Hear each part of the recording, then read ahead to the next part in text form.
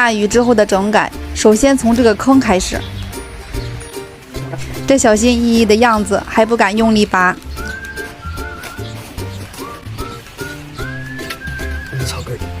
也许是亲自播种的原因，老公貌似把小草视为了珍宝。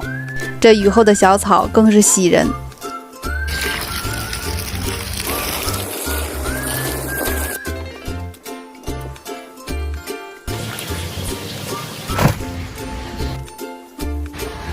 第一项修补工作完成，等2天再看看情况。这教训一定要记在心里，赶紧把台子上的坑也填一填吧，不然再来一场大雨，怕把台子也灌塌了。预留了一根电线管道，管子上的水泥浇薄一点，先盖一层水泥做一下保护，怕是这台子以后还得变模样。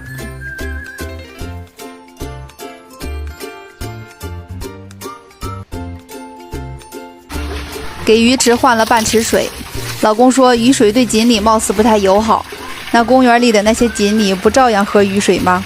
有建议的朋友给点建议呗。